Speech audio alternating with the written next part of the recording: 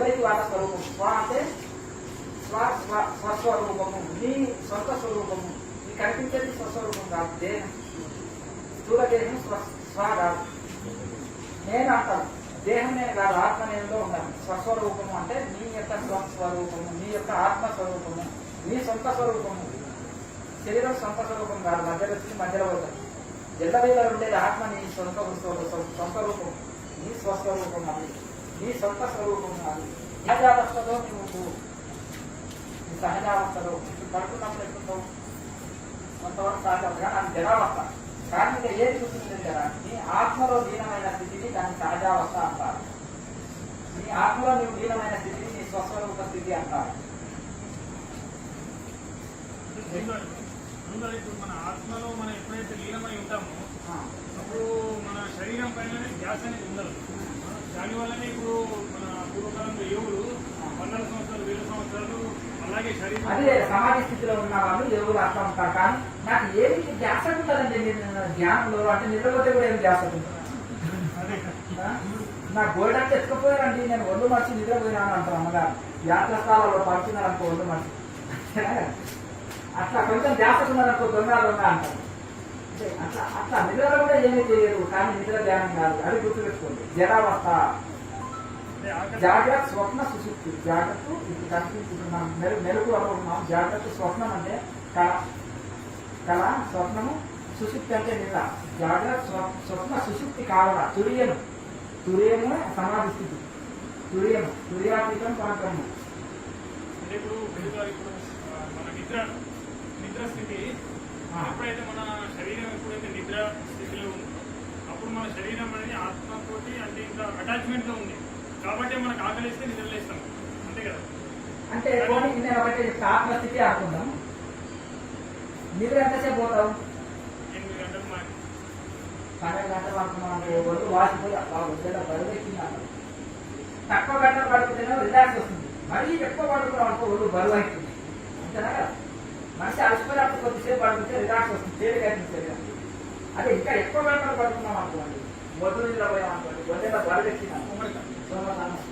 అలాగే నిద్రకు ఒక లిమిట్ ఉంది, సమాధికి లిమిట్ లేదు. అందుకనే సమాధి లేదు. సమాధిలో స్వస్వరూపం ఉంటుంది, నిద్ర జడావస్థలో. సమాధిలో ఆకలి కాదు, నిద్రలో ఆకలి జరగదు. ఇది జడంలో ఉన్నాం, అక్కడ చేతనంలో ఉంది, ఇంకే జడ. నిద్రకు మెలకు నిద్రలో నిద్రను తెలుసుకోవాలంటున్నాడు, నిద్ర పోయి నిద్రను తెలుసుకోవాలంటున్నాడు. సమాధి అంటే నిద్రలో నిద్రను తెలుసుకో. అప్పుడు నిద్ర దాకా ఉంటుందా, నిద్ర కాదు. నిద్రలో నిద్రను తెలుసుకోగలుగుతాం, నిద్రలో నిద్రను తెలుసుకోవచ్చు. కోమలు ఎదుగుతున్న వాడికి ఒక 5 ముక్కులో నోట్లో పెడతారు, ఏదో ద్రవహారం ఏదో ఇస్తారు, మరొకసారి కిందికి ఎంతో పరిస్థితి తీస్తారు, ఇంకా డ్రెస్సింగ్ చేస్తారు, మొత్తం నుంచి వాసన పడకుండా. అదే సమాధి ఉండే వాళ్ళకి వాసన రాదు, ఆకలి లేదు, గప్పు లేదు, మరొకసారి లేదు, సంవత్సరాల కొద్ది ఉంటారు. అందుకనే పుస్తకాల్లో అందుకనే చెప్పిన చాలా మంది కోమం ఉన్నవాడు సమాధిలో ఉన్నాడు. దానికి ఒక మతి చింతలు ఏమన్నాడు, అవధూతాన్ని ప్రచారం చేసుకుంటున్నాడు. పూజ చేసుకుంటుంది అని తెలుసుకోవాలి. మతి చింత లేని వాళ్ళు ఎవరు, అవధూత ఎవరు, ఇది ఏది. అయితే ఇవన్నీ వివరణ పుస్తకాల్లో కొన్ని వీడియోలు కూడా చేసిన. కోమాకు సమాధికి తేడా ఏంటి, ధ్యానానికి సమాధికి తేడా ఏంటిది, సంవికల్పకు నిర్వికల్ప సమాధికి తేడా ఏంటిది, నిజమే ధ్యానం ఎందుకనుకోదు, కోమని సమాధిలో మనం ఎందుకనుకోకూడదు. కోమలు ఆటలు ఉంటాయి, అన్ని శరీరంలో అన్ని అవయవాలు అన్కాన్షియస్ స్థితి. కొంతమంది అన్కాన్షియస్ స్థితి ధ్యానం అంటారు కాదు, అన్కాన్షియస్ కోమలు అన్కాన్షియస్ లో ఉంటారు. అందుకనే భయం లేదు, పనిచేయడానికే కోమలు పడి ఉంటుంది. అది అన్కాన్షియస్ ఒకటే సమాధి స్థితి కాదు, కోమా స్థితి. నిజమేమో జడావస్థ, అజ్ఞాన స్థితి. కనుక సమ్యక్ చేతనావస్థ, సమాధి అంటే సమ్యక్ చేతనావస్థ. సమ్యక్ చేతనావస్థలో నీ స్వస్వరూపంలో నువ్వు కరెక్ట్గా ఉంటావు. శరీర భ్రాంతి, దేహ భ్రాంతి ఉంటావు. దేహం నేను వదిలి ఆత్మీయంగా ఉంటావు. ఈ అన్ని ఉప్పు నీళ్ళను వరకు స్వస్వరూపం వదిలి ఏది చూస్తున్నావు, ఏ శబ్దాలు విషయం నీకు అన్నికంగా ఉండగలుగుతావు. అది సమాధి స్థితిలో ఉంది. సమాధి స్థితిలో గుండె శ్వాస నాడి ఆడు కోమల గుండె శ్వాస నాడి ఆడుతుంది. అలాగే కోమల ఉన్నవాడికి ఆడుతుంది. నిద్రలో ఉన్నవాడు కూడా శ్వాస నడుస్తుంది. శ్వాస నెమ్మది నడుస్తుంది కాబట్టి ప్రశాంతంగా నిద్రపోగలుగుతావు, సుఖంగా నిద్రపోగలుగుతావు. శ్వాస నెమ్మది నడుస్తుంది నిద్రలో కూడా. అలాగే ధ్యానంలో కూడా శ్వాస నెమ్మది నడుస్తుంటే సుఖమైన ధ్యానం ఉండగలుగుతాం, నడుస్తుంది కాబట్టి. అలాగే ఈ యొక్క నాకు కోమాలో కానీ నిద్రలో కానీ గుండె శ్వాస నాడి నడుస్తుంది. సమాధిలో గుండె శ్వాస నాడి నడవదు. శవం ఉందనుకో, గుండె శ్వాస నాడి ఉన్నది శవం సమాధిలో ఉన్నది ఎందుకు అనుకోవాలి. శవం 2 రోజుల్లో కుళ్ళిపోతుంది, దుర్వాసన వస్తుంది. శవాన్ని పట్టితే చల్ల పడుతుంది, సమాధిలో ఉంటే హీట్ ఉంటుంది. వాళ్ళు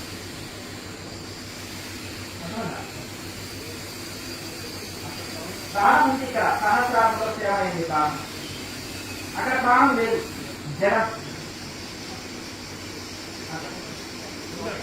సమాధిలో వెళ్ళిన వాళ్ళు ఆటోమేటిక్గా వాళ్ళంతా వాళ్ళే, సమాధిలో వెళ్ళిన వాళ్ళు ఆటోమేటిక్గా వాళ్ళంతా వాళ్ళే నార్మల్గా చేతనావస్థలోకి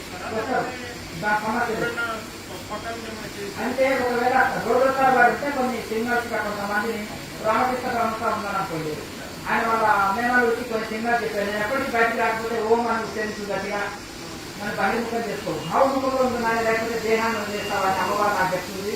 అంటే నా బాధ్యతలు కర్తవ్యాన్ని గుర్తు చేసుకుని నేను బహిర్ముఖం బయటకు రావాల్సిన పరిస్థితి, సంకల్పాలను గుర్తు చేసుకొని రావాల్సిన పరిస్థితి వస్తుంది. అందరికి వెళ్ళినప్పుడు రాకపోతే అది మన సంకల్పాలని మనం గుర్తు చేసుకొని మరి బహిర్ముఖం అవ్వాలి. దేవతా దర్శనాలు అంటారు. 3 కోట్ల దేవతా దర్శనాలలో ఎవరెవరు వాళ్ళ అభ్యాసాన్ని బట్టి వాళ్ళ యొక్క స్థితి కలుగుతుంది. అయితే మనకు ఆ స్థితి ఉన్నప్పుడు దేవతా దర్శనం జరిగేటప్పుడు అది నిజమైన స్థితి అంటారు. అది మానసికపరమైన అడుగులా. ఏ దృశ్యం తన నష్టం ఏది కనిపిస్తుందో అది నశించేదానికి శాస్త్రం చెప్తుంది. ఇప్పుడు నేను చెట్లు కనిపిస్తున్నాయి, గుట్టలు కనిపిస్తున్నాయి, ఆకాశం కనిపిస్తుంది, గాలి కనిపిస్తుంది, నీరు కనిపిస్తుంది, ఇవన్నీ నశించేది. దేహం కూడా కనిపిస్తడం కదా, ఇది నశించేది కదా. ఏది దృశ్యం తదు నష్టం. ఏదైతే కనిపించబడుతుందో కళలో కానీ బయట. శంకరాచార్య దీనిక స్వప్నం అంటాడు కనిపించే లోకాన్ని. రాత్రి చిన్న కళ కదా, ఇది మేలుకుంటే కనిపించే ఈ లోకాన్ని పెద్ద కళ అంటారు. అసలు రాత్రి 1 గంట సేపు 2 గంటల సేపు కళలు వస్తాయి. అంతేనా?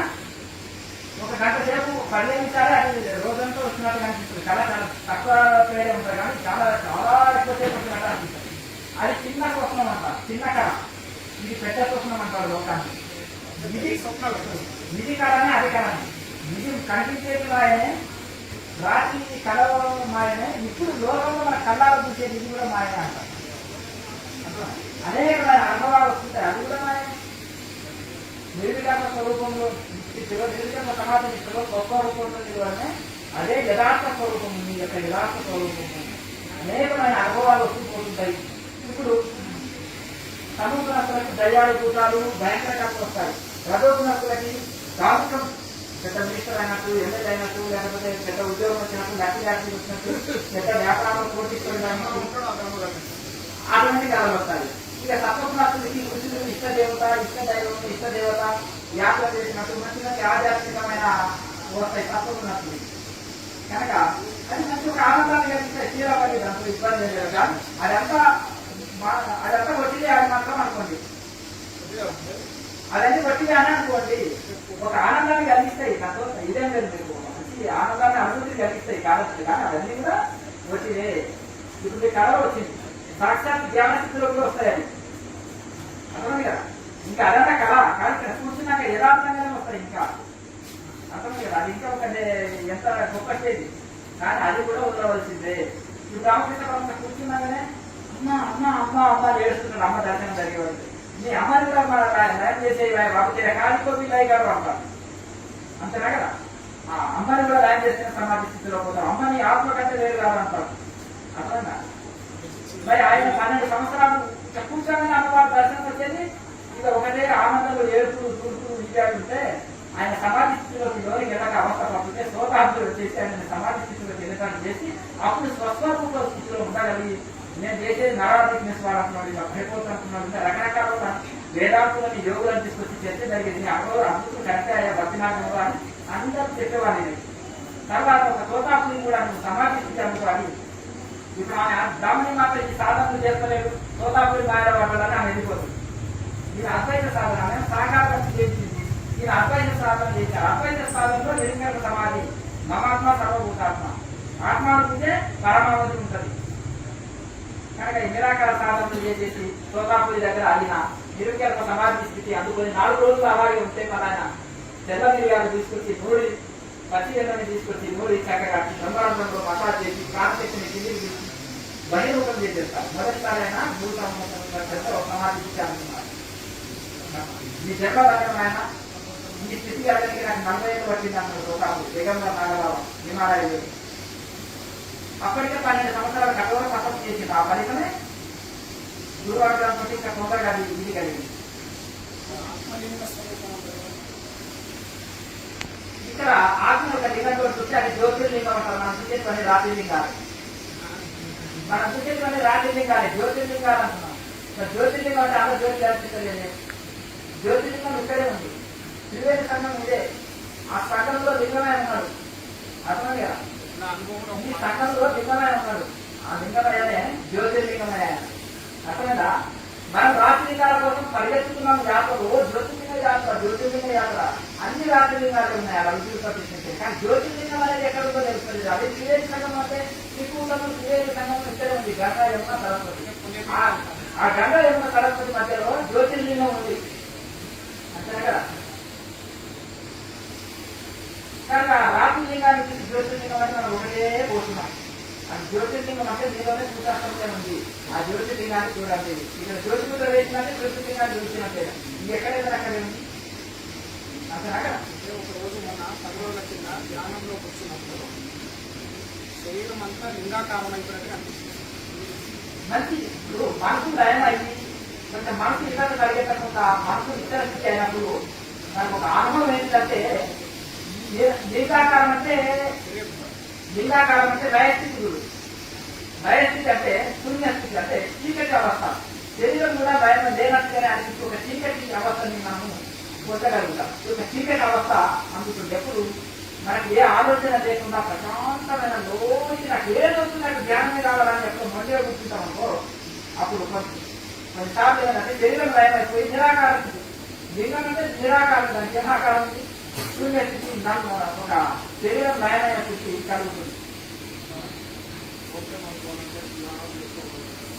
దానికి సంబంధం లేదు దాని సాధన మీద ఆధారపడుతుంది అన్నం తింటే ఎవరికైనా పోతుంది స్త్రీ పురుష భేదం లేకుండా వివాస్తులు బ్రహ్మచారులు సన్యాసులు అని లేదు ఎవరు అన్నం తింటారో వాళ్ళకి ఆకలి పోతుంది ఎవరు సాధన చేస్తారో వాళ్ళకి మోసం వస్తుంది అట్లా తీవ్ర వైరాగ్యం ఉన్న వాళ్ళు శంకరాచార్య పెళ్లి చేసుకోండి చేస్తుంటారా చెప్పండి అలాగే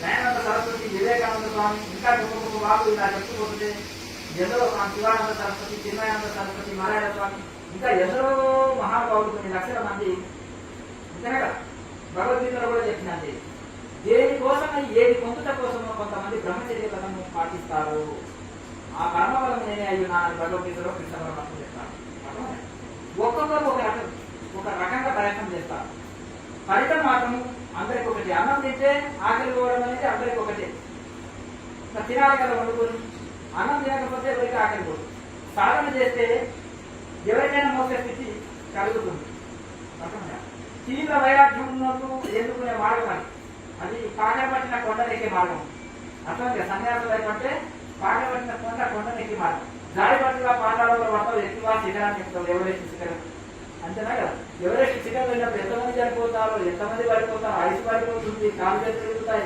ఏదో ఎక్కిందంటే ఓహో జెండ వాటిస్తుంటారు ఆయన అంతేనా కదా ఇక ఈ లోపల ఇస్తానమాట ఇక గృహస్థాపన చేయడం మార్గం దీంట్లో అన్ని అనుభవిస్తావు అన్ని చూస్తావు హాయిగా రాజాలాట పోతావు రాజయోగం అంటారు కదా ఇక చక్కగా హాయిగా చిన్నలాట కొంచెం చిన్నగా పోవచ్చు అంతేనా కదా చిన్నలాట కొంచెం చిన్నగా అయినా నడుచుకునే మార్గం అన్నమాట దీంట్లో చేరున్నారు కనుక ఒకటి ఏంటంటే సాధన అందరికి సమానము, సాధన ఫలితం అందరికి సమానంగా ఉంటుంది. అర్థమైందా? వాళ్ళ వాళ్ళ మానసిక స్థితి బట్టి ఒక ఆయన డాక్టర్ కోర్సు ఇష్టంగా తీసుకుంటారు. 24 గంటలు పని ఉంటుంది డాక్టర్ స్కూల్కి అంటారు. అతనికి ఇష్టం. ఒక ఆయన ఇంజనీర్ కోర్సు ఇష్టంగా తీసుకుంటారు. ఒక ఆయన టీచర్ కాబట్టి చాలా ఇష్టంగా తీసుకుంటారు. అంతేనా? వాళ్ళు ఎన్నుకున్న మార్గాన్ని బట్టి వాళ్ళ అభివృద్ధిని బట్టి అది ఎన్నుకుంటారు. కొంతమంది బిజినెస్ ఎన్నుకుంటారు.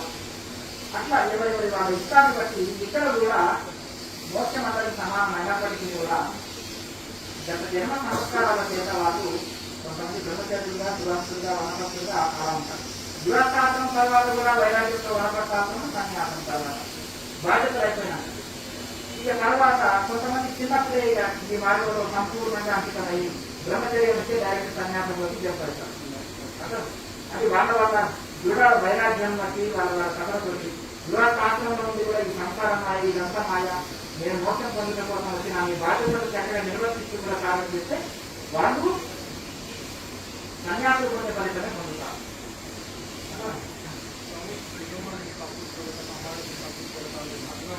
ఎక్కడ తప్పించుకుంటాం? మార్కెట్ మాట ఏం చేసిందంటే ఇల్లు వదిలిపోతాను, అరిగిపోతాను, ఒక చెట్టు మీద కూర్చున్నాను. 12 ఏళ్ళు కూర్చొని అమ్మ నీవే దేవత నీ ఫోటో పెట్టుకొని చూపిస్తున్నాం అన్నంట. ఇంకా కింద ఖర్చు పోతున్నారు, ఆమెకేం తెలుస్తలేదు. గుళ్ళు కట్టారు, ఆశ్రమాలు కట్టారు, రూములు కట్టారు. ఎప్పుడోసారి ఏమైనా మా కోసం అమ్మ నీ కోసం కాదు, ఈ పిల్లలకి కంటే మేము అనుకోండి దానికి అమ్మ నువ్వు గాలి బతుకోవాలి, నీకెందుకు ఈ పిల్లలకి కంటే మేము ఒప్పుకోనికి అమ్మ అన్నారట. ఈ పంపులకి దేనికంటే మేము స్నానాలు చేయడానికి బాత్రూములు, ఇవి ఈ రూములు, గుళ్ళు, గోపురాలు అంటే కిందికి వచ్చి చూసే వరకే మొత్తం 150 ఎకరాలు గట్టిపడేసింది అంతా. నాయన చూసారా మాయ ఎంత ప్రభావం చేసింది? నన్ను తప్పించుకొని ఎంత దూరం పోతావు? అడిగిపోయి చెప్పి కూర్చుంటావు, నేను వదులుతానని ఇంత పెద్ద ఆసనం చేసేసింది నాయన. నేను అన్ని తప్పించుకొని ఏదొద్దని చెట్టు మీద కూర్చొని సపోర్ట్ చేస్తుంటే అడిగా ఈ కొండ మీదకి వచ్చేసి నన్ను తప్పించుకొని ఎంత దూరం పోతావు నువ్వు అని మాయ వచ్చి ఎంత ఇన్ని గుళ్ళు, ఇన్ని ఆసనం, ఇంత గొప్ప ఇదంతా చేసింది. చూసారా నాయన ఎవరు తప్పించుకోలేరు, కాకపోతే ఇది నాది కాదు, నాదేది లేదు అనే భావనతో ఉంటారు. ఏదైనా నష్టం వచ్చినా పట్టించుకోరు, వాళ్ళు లాభం వచ్చినా పట్టించుకోరు. ఇది నాది కాదు భగవంతుడు అంటారు. నీకు ఏమనుకుంటే నేను ఇంత కష్టపడి సంపాదించిన ఎంత నష్టమైంది అని ఏం చేస్తా. లాభం వస్తే అయ్యా దేవుడు నీకు మేలు చేసినట్టు ఎక్కడున్నాడండి దేవుడు, నేను కష్టపడితే దేవుడు ఇచ్చాక ఆ శ్రమ అండి నా కష్టం అండి అంటారు. అంతేనా? మరి కష్టం వస్తేనో దేవుడు ఇచ్చాడండి, దేవుడు అన్యాయం చేశాడండి అంటారు. సుఖాలు ఇచ్చారనుకో, నేను కష్టపడి పొందానండి, ఎవరిచ్చారు? ఊరికి ఇచ్చారా? ఊరికి వచ్చాయా? నా చెమట నా కష్టం అంటారు. అట్లా ఏది ఇచ్చినా భగవంతుడు ఇచ్చారనుకో, కష్టం ఇచ్చినా, సుఖం ఇచ్చినా, దుఃఖం ఇచ్చినా, కష్టం ఇచ్చినా ఆయన మీద వచ్చాయండి. రైలు పెట్టేది వచ్చినా పెట్టుకుంటారు, నిన్ను పెట్టేది వస్తుంది, కింద వయసు కూర్చో అంటారు. నేను కష్టం నేను పోతున్నాను అంటారు. అడవి పక్షులకి కూడా ఆహారం ఇస్తున్నారు, జరాసులకి కూడా భోజనం ఇస్తున్నారు, చెత్తకి ఎవరు నేను చేరుకోవచ్చు, దాడే నేను పెట్టిన అంటారు కిందలు. మరి అవి చెత్తకి ఎవరు నేను చేరుకుంటాను. దీన్ని కీటక మధ్య పక్షులకు సమస్త దివాసులు దేవమైన నోటు వేస్తున్నారు, ముద్ద వేస్తున్నారు అందరికీ జరుగుతుంది. ఆయన మహాదానం. అన్నదా నేను కూడా అన్నదానం చేస్తున్నాను మా ఇంట్లో. ఎంతమంది నలుగురు చేస్తున్నానండి రోజు అన్నదా. అంత భగవంతుడు మహాదాత. అర్థమైందా? సమస్త సోమాలు అంటే స్వాములు లేదేమండి, స్వాములు చూసాములు నడవండి స్వాములు ఇక్కడ వేరే వాళ్ళ భోజనం వీళ్ళంతా చూస్తాం అంటారా. ఇది కొంతమంది పోతే మా కుటుంబ వారికి పెడతాంటారు, మా మతం వారికి పెడతాంటారు, మా స్వాములకి పెడతాంటారు, లేకపోతే భజన చేసిన వాళ్ళకి పెడతాంటారు. కానీ భగవంతుడు చూస్తానా 9 చోట్ల పెడతారు. ఇంటి వారికి, గుడ్డి వారికి, భగవంతుని తిట్టిన వాడికి కూడా పెడతారు. నాస్తికులు ఉంటాడు, వాడు పొద్దు చేస్తే భగవంతుని తింటుంటారు, దూషిస్తుంటారు. అతనికి కూడా ముద్ద వేసేది కూడా భగవంతుడు. తిట్టారా? భగవంతుడు ఎంత కరుణామయుడు, ఆయన ఎంత దయా సాక్షిజ్యం. మరి తిట్టారనుకో, ఇది ఒకటి చూస్తే 4 చూస్తాం, ఒకటి చూస్తారనుకో 4 వస్తాం. అవునా? మరి ఆయన ఎంత కరుణామయుడు, అది భగవంతుడి కరుణ ఎంత అపారమైంది. కనుక సమస్త జీవరాశులకు ఆయన పెడుతున్నాను. భారతమే దేహం పోషించుగాక అని కూర్చోవాలి శంకరాచార్య. ఈ భారతను ఏ రకంగా ఆహారం ఇస్తుంది? అడుగులో కూర్చున్నాను, నలుగురు ఉత్తరక్రియగా ఏదో రకంగా ఆకులు వరంలో తిన్నాడు కూర్చున్నాను. ఈ ప్రారంభమే మీరు బ్రతికేటట్టు చేస్తుంది, శరీరం నిలిచేటట్టు చేస్తుంది. కనుక కూర్చో. నువ్వు దేహం ఇవ్వాలి కదా, చేతిలో లేదు, వదలలేదు. ఎంతో 10 సార్లు సూసైడ్ చేస్తున్నానండి. మొదటి ప్రాణం అది బతికిరాను అంటారు. అది ఇచ్చే గోదావరి వెళ్ళిపోతాను. ఏ దేవుడు అయిపోయింది కాబట్టి ఏదో దేవుడు దేవతలు పూజిస్తే ఏదో దేవత రక్షించబోతుందా వాడు ఆయుష్ అయిపోయింది అంటారు. అంతేనా కదా? కనుక మరణం కూడా చేతిలో లేదు. మనం ఇక్కడ సాధన చేసుకున్నాక ఆటోమేటిక్ గా ఎప్పుడు ఏ స్థితి కలగాలో ఆ స్థితి కలుగుతుంది. మనకు కావాల్సిన వైరాగ్యము, చర్మానికి విచారణ, ప్రాణాయామాభ్యాసము, దేవతాధ్యానము చేస్తూ పోతుంటారు. ఎవరికైనా ఆహారం అవసరమే కదా. కనుక అభివృద్ధి దర్శనం పద్ధతి కూడా ధ్యాన యోగం అవసరం. అందరికి శాంతి ఉండాలి, ఆరోగ్యం ఉండాలి, అన్నీ ఉండాలి కదా. మొత్తం అందరికి కావాలి కదా. అందరికి ధ్యాన యోగం అవసరం. మరి పొద్దున 4 గంటలకు బయలు కొడతారు. వచ్చి క్రాస్ చేయండి. బ్రహ్మానందరూ ఒక పెన్షన్ వస్తుంది అతనికి. ఏం లేదు, ఏం లేకున్నా పెన్షన్ వస్తుంది. ఏం లేకున్నా ఆనందాన్ని అనుభవిస్తున్నారు. అంటే పూర్వం పడిన శ్రమ, ఎన్నో నియమాలు పాటించి శాంతమంత్రాలు చెప్పారు, యజ్ఞాలు చేశారు, స్తోత్రాలు చేశారు, యాత్రలు తిరిగారు. అన్నీ తిరిగితేనే ఆ స్థితిగా అనుకున్నారు. అట్లనే అత్త ఊరికే కాలే, అట్లా కాదయ్యా. అత్త ఊరికే అయిందా? పాలు తాగింది తల్లి దగ్గర, పెరిగింది, ఆడుకున్నది, స్కూల్ పోయింది, పెళ్లి చేసుకున్నది, పిల్లలు కన్నది, కోడలుగా పని చేసింది, అన్ని పిల్లలు కన్నది, ముసలి అయిపోయింది. అత్తగా పెద్ద మనిషి రాలే. వీళ్ళందరికీ ఒక్కొక్కరు 50 సంవత్సరాలు 60 సంవత్సరాలు గీత చదివేటోళ్ళు కూడా, భగవద్గీత చదివేటోళ్ళు కూడా ఒక 10 నిమిషాలు ఆసనంలో కూర్చోలేకపోతున్నారు. మరి ఏం నేర్చుకున్నారు? ఒక పెద్ద మనిషి వచ్చిండు. ఇప్పుడు ఎన్నేళ్ళు అంటే 50 సంవత్సరాలు అయిపోయిన సార్ గీతను రివర్స్లో చదువుతాం, యజ్ఞాన్ని రివర్స్లో చేస్తాం. 1,00,000 యజ్ఞాలు చేసినాము, 1,00,000 సార్లు అభిషేకం చేసినాము శివుడికి. ఇవన్నీ ఉన్నాయి, బాగానే ఉన్నాయి. మరి పట్టుగా ఒక 10 నిమిషాలు మనసు నిలవకపోయే ఆశ్రమంలో కూర్చోకపోయే. పూజాకోటి సమం స్తోత్రం, స్తోత్రకోటి సమంజప, జపకోటి సమో ధ్యానం, ధ్యానకోటి సమో లయ. ఎవరు? సాక్షాత్తు కృష్ణ పరమాత్మ ఉత్తర గీతలో చెప్పారు. ఇక అక్కడే ఒకటో తరగతిలో కూర్చుంటే ముందుకు వెళ్ళు అన్నారు. మనకేంటంటే కర్మగాలి ఈ ఉపదేశం అని గురువుల తాను పోయేవరకే చేతుల రూపాయి చెవుల మంత్రం అంటే గురు సేవ. కాళ్ళు వస్తురా బాబు, బట్టలు వీపు రుద్దు, గురువుకు అంటే పట్టుకుంటే కాళ్ళు పెడితే 1,00,000 రూపాయలు అర్థమైంది కదా. ఇవన్నీ ఇలా నడుస్తుంది. మరి ఇంకా సరే, ఇప్పుడు ఏమైనా సాధనలు మార్గము, మోక్ష మార్గము, సూటి మార్గం ఉన్నట్ట ఇంకా నిన్ను ఫ్లైట్ దొరికింది. అయ్యా ఇంకా నేను ట్రైన్ వెళ్తున్నా, బస్సులు వెళ్తున్నా, సైక్లింగ్ పోవాలన్నా, కాశీకి నడుచుకుంటా వాళ్ళంటే ఫ్లైటే ఉంది. చక్కగా అందరికీ కూర్చుంటే అయిపోయి మరి ఫ్లైట్ ఉన్నాక ఇంకా ఇతర సాధనలతో ఆలోచన ఏంటి? గంగా స్నానం ఉన్నాక బోరికాల స్నానం చేసిన ఆలోచన, అమృతం దొరికినాక అమృతానికి జావ దొరకడానికి జావ కోసం అమృతమే దొరికింది. ఈ అమృత తుల్యమైన క్రియాయోగం దొరికింది. తపస్సు, స్వాధ్యాయ, ఈశ్వర సంధానాన్ని క్రియాయోగ, తపస్సు, జ్ఞానయోగం, స్వాధ్యాయం, వేదాంత విచారణ, స్వాధ్యాయం అంటే జ్ఞానయోగం, ఈశ్వర ప్రణిధాన, సిరండర్నెస్, ఈశ్వర ప్రణిధాన, భక్తి యోగం, సిరండర్నెస్. భక్తి అంటే అలంకరణ కాదు. కొత్త భక్తుడికి నామాలు ఎక్కువ అంటారు. కొత్త భక్తుడు పాత భక్తుడికి ఏముంటుంది? ఏమి లేదు. అసలు శ్వాసకి నిలుపుతాం కదా, సాధనలో అనేకమైన అనుభవాలు వస్తాయి. తర్వాత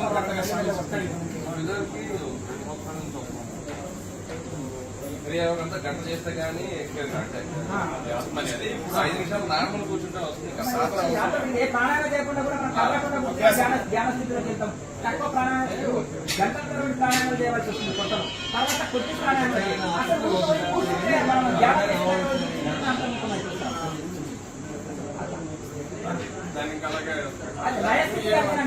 వీటితోటి కిందికి అవసరం ఉండదు. లోకా సమస్త జ్ఞానానంద మహారాజ్ కి ఓం జై. లోకా సమస్త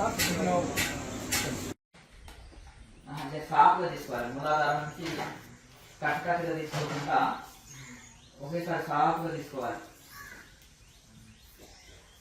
తీసుకొచ్చి ఆజ్ఞ చక్రం నిలుపుకున్నాక శక్తి పరిధి బంధించాలి. మళ్ళీ తీసుకొచ్చి మూలాధారంలో ఇవ్వాలి. అలా ఆ ప్యాక తీసుకోకూడదు. నెక్స్ట్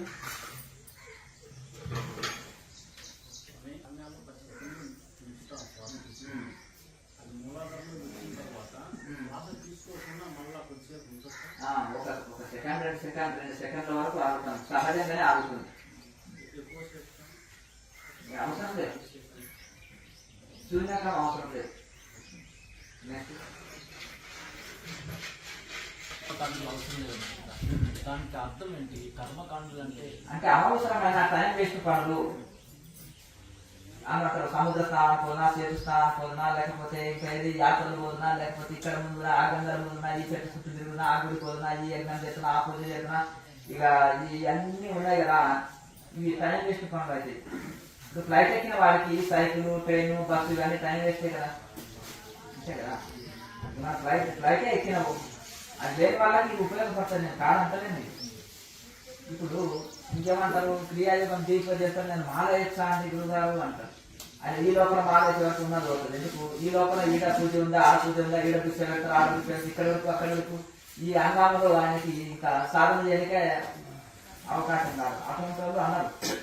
ఏదో ఏమి తెలియని వాళ్ళకి మధుమాంసాలు తింటూ క్రమశిక్షణ లేకుండా వైన్ తీసుకుంటూ డిసిప్లిన్ లేకుండా జీవించే వాళ్ళు ఆ 41 రోజులు ఇవన్నీ మారుకుంటారు. కొంచెం క్రమశిక్షణ వస్తుంది, దానికి స్నానం చేస్తారు, ఆహారం ఏమో ఉంటుంది, అన్ని ఉంటుంది, కొంచెం ఆరోగ్యానికి మంచిగా ఉంటుంది, మనశ్శాంతి ఉంటుంది, అన్ని రకాల ఒక ఫలితం ఉంటుంది, కాదంటలేదు. కానీ ఏమి తెలియని వాళ్ళని ఒక క్రమశిక్షణలోకి నడిపించినట్టు ఉంటుంది.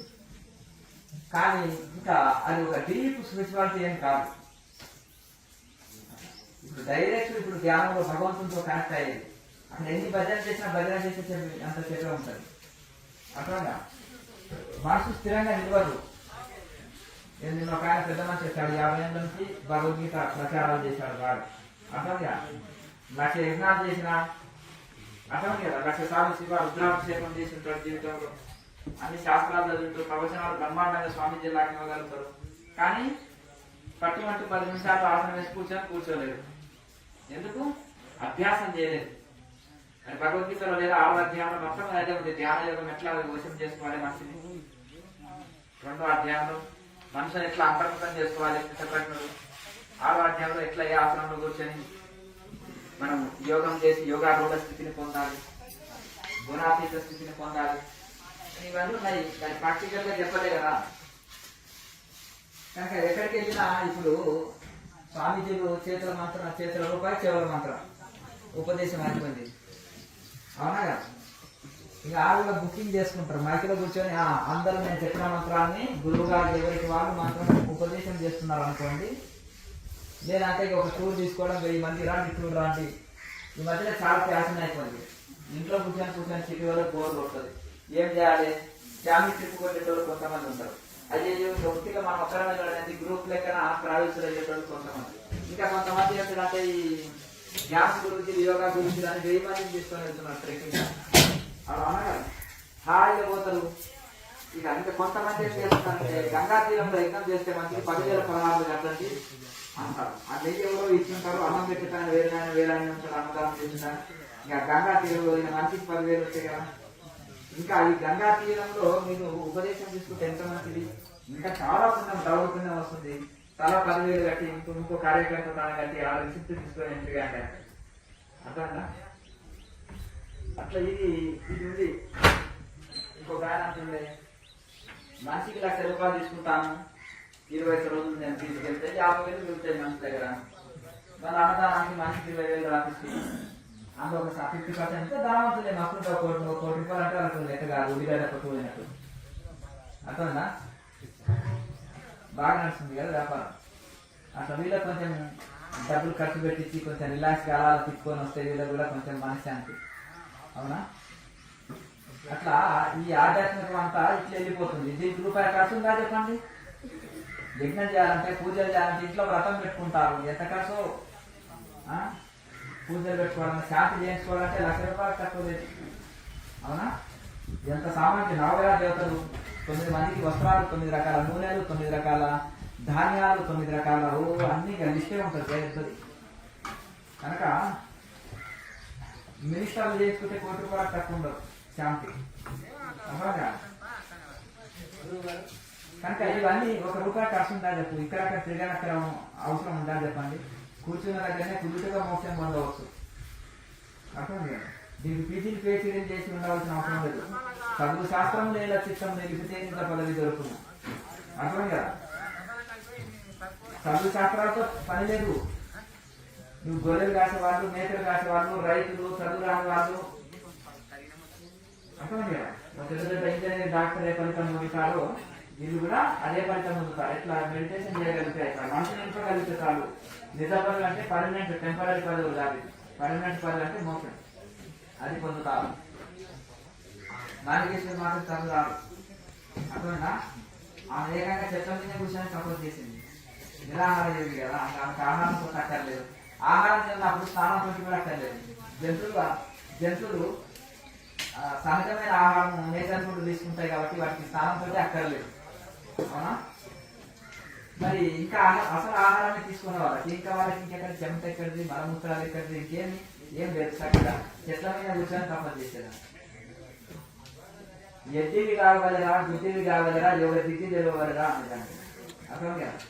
ఎద్దివి అంటే వెర్రివాణ్ణి కావాలి, గుడ్డి అంటే కళ్ళు మూసుకొని ఎప్పుడు గుడ్డివాణి లాగానే ఉండాలి. ధ్యానం ఏం చేస్తారు? కళ్ళు మూసుకొని ఉంటే ఇంకా గుడ్డివాణి లాగానే కదా, అంతేనే కదా. ఎద్దివి కావాలంటే వెర్రివాణి దాకా ఏమి తెలియని వాడి వల్లే ఉండవలేము. గుడ్డివి అంటే ఎప్పుడు కళ్ళు మూసుకొని ధ్యానం చేయవలేము. యోగ దిద్ది తెలవగలరా అన్నది. యోగ దిద్ది ఎక్కడ ఉంది? అది దిద్ది అంటే మూట అంటే ఇంటెన్షన్. ఇక యోగ దిద్ది అంటే దాన్ని యోగ మార్గం. అర్థం కదా. ఆ యోగ మార్గం అంటే సుష్మణ నాడు తెలుసుకోవాలని ఉంటుంది. అర్థంగా ఒకటే పాయింట్లో చెప్పేసింది. ఈ ప్రపంచాన్ని పట్టించుకోకుండా ఏమి తెలివి తప్పిన వాడి దాకా ఉంటూ, గుడ్డివాడి దాకా ఉంటూ, ఏమి తెలియనట్టుగా ఉంటూ యోగ మార్గం తెలుసుకోవాలని. అర్థంగా సుష్మణ నాడులోకి ప్రవేశించాలని అర్థం. చెప్పండి. ఇప్పుడు మనం మహాబలం చేస్తున్నాం కదా. ఇప్పుడు మహాబలం అంటే మామూలుగా ఆతయోగంలో ఇది తెలంగాణ బంధం, ఉద్యాన బంధం, మూల బంధం, మూడు కలిపి ఇస్తే మహాబలం కదా. ఇప్పుడు మనం అయితే మహాబంధాలు కూడా ఈ మూడు లాక్ చేయాలి. ఈ యొక్క మహాముద్ర ఫలితం, మహాబంధన ఫలితం మహాముద్రలో వస్తుంది. మహాబంధనం అస్తవ్యస్తంగా చేస్తే ఏమవుతుందంటే ఇక కొంచెం సమస్యలు వస్తాయి. అంటే ఈ యొక్క అటయోగము కరెంటు తీగ లాంటిది. తెలియక పడుతున్నా కరెంటు తీగ షాక్ వస్తుంది కదా.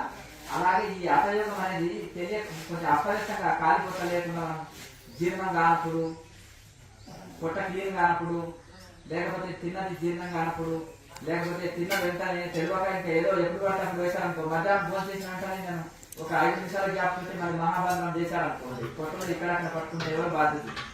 దానికి కొన్ని జాగ్రత్తలు ఉదయం పూటనే చేయాలి, ఎంపీ స్టమక్ తో చేయాలి, పొట్ట క్లీన్ అయినప్పుడే చేయాలి. అది కూడా జాగ్రత్తగా కొన్ని సూత్రాలు, కొన్ని జాగ్రత్తలు తీసుకోవాలి. అస్తవ్యస్తంగా యోగం రోగం అయిపోతుంది. ఆ మహాబంధనంలో ఫలితము మహాముద్రలో వస్తుంది. ఇది సింపుల్ ఉంది, అందరు చేయగలరు, ఈజీ. క్రియాలు ఎందుకు గ్రేట్ అంటే సింపుల్ ఉంది, ఈజీగా ఉంది, అందరు చేయగలరు. ఏ సైడ్ ఎఫెక్ట్ అనేది ఉండదు ఇందులో.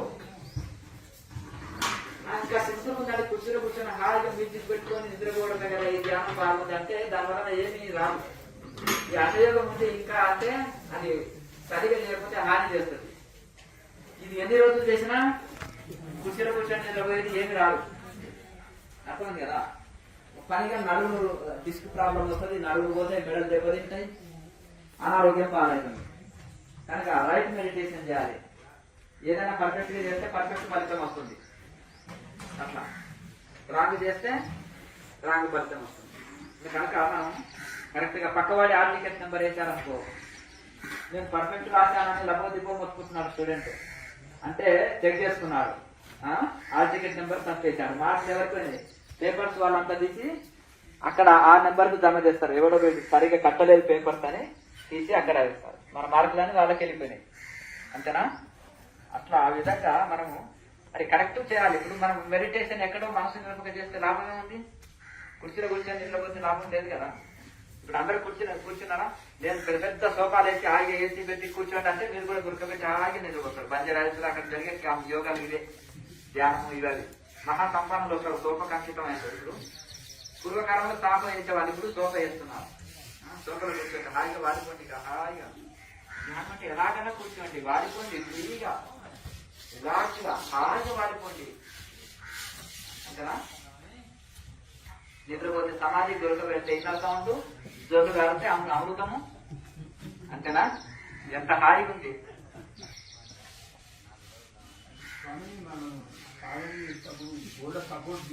తీసుకోకూడదు. అర్థమైంది కదా? మేరుదండం స్పైనల్ గా. ఇప్పుడు ఎవరన్నా కాళ్ళు చేతులు నొప్పులు ఉన్నాయి, ఏదన్నా పెద్ద వయసు వాళ్ళు ఉన్నారు, కుర్చీలో కూర్చున్నా ఆ సపోర్ట్ తీసుకోకుండా స్ట్రైట్ గా మేరుదండం పెట్టాలి. మానవుని యొక్క రహస్యం అంతా మేరుదండంలో ఉంది. జంతువులకు మేరుదండం ఎలా ఉంటుంది? ఇలా అడ్డంగా ఉంటుంది, కనుక తెలివి తక్కువ ఉంటుంది. మనిషికి మేరుదండం ఎలా ఉంటుంది? మేధో శక్తి పోతుంది ఆ మేరుదండంలో. అర్థమైంది కదా? అందుకనే ఇంత తెలివిగా మనిషి పులిని కూడా బంధించగలిగి దాన్ని యొక్క పెంపుడు జంతువులాగా చేసుకుంటారు. ఏనుగులు కూడా అంత పెద్ద బలమైన ఏనుగులు కూడా పని చేసుకుంటారు. పూర్వకాలంలో జేసీబీలు లేవు. అప్పుడు మొద్దులు కర్రలు ఎత్తాలన్నా, పెద్ద రాళ్ళు ఎత్తాలన్నా, బిల్డింగ్స్ కట్టాలన్నా, టెంపుల్స్ కట్టాలన్నా, పెద్ద పెద్ద రాళ్ళు ఎత్తాలంటే ఏనుగులతో ఎత్తించేవాళ్ళు. గొంతెలు, ఏనుగులు, గాడిదలు, ఇంకా కొన్ని కొన్ని జంతువులు. గాడిద మాట అంటారు కదా, బరువు బాగా వస్తుంది. గాడిద కొండలు ఎక్కాలంటే హిమాలయంలో కొండల మీద అంతే ఇంకా మరి బరువులు పంపిస్తారు గాడిద చేత. గుర్రం మీద ఎందుకంటే అభిషేకాలు గుర్రం అర్థం కదా, ఎందుకంటే నీట్నెస్ మెయింటైన్ చేస్తుంది. గుర్రం ఏంటంటే కింద పడుకోదు, నిలబడే తింటుంది, నిలబడే పడుకుంటారు, అందుకనే నీట్గా ఉంటుంది. గాడిద ఏం చేస్తుందంటే నువ్వు గంధం పూసినా మళ్ళీ బూర్దలు కూడా రాస్తుంది. ఎలా గాడి లాగుతున్నావు అంటారు కదా, అంటే అది డిసిప్లిన్ లేకుండా వాళ్ళ తిట్టి గాడితో పోస్తారు. అర్థమైనా? గుర్రమేమో ఎందుకు గాడి మీద తిరగడం అంటే ఎవరు ఒప్పుకోరు, అంతేనా కదా? అందుకనే గాడిదని బరువులు పంపిస్తారు. నాకు బైక్ లేవు కాబట్టి గుర్రాలే. కనుక ఈ విధంగా మనకు మనం రైట్ మెడిటేషన్ చేస్తే రైట్ ఫలితం పొందుతాం. మనం అస్తవ్యస్తంగా కూర్చుంటే మళ్ళీ ఇప్పుడు చూడండి, కాసంలో కూర్చుంటే కరెక్ట్ బ్యాలెన్స్డ్గా ఉంటుంది శరీరం. అర్థమైంది కదా? ఇక ఇలా చూసాను, ఇలా వాడిపోతుంటుంది. కందాన్ని ఎర్రగా అయిపోతుంటాయి, ఒడ్డు బరువైతుంటుంది, ఒడ్డు మస్తుగా ఉంటుంది, ఎనర్జీ లెవెల్స్ ఉంటాయి. 20 సంవత్సరాల నుంచి ధ్యానం చేసినా బాడీ ఫిట్ లేదు, మైండ్ ఫిట్ లేదు, లో ఎనర్జీస్, పేషెంట్ లాంటి మానసిక స్థితి, శారీరక స్థితి ఏది కంట్రోల్ లేదు, బాడీ మైండ్ కంట్రోల్ లేదు, ఆకలి తప్పులు తట్టుకోలేము. అర్థమా? అంటే రాంగ్ మెడిటేషన్ చేస్తున్నామని గుర్తు.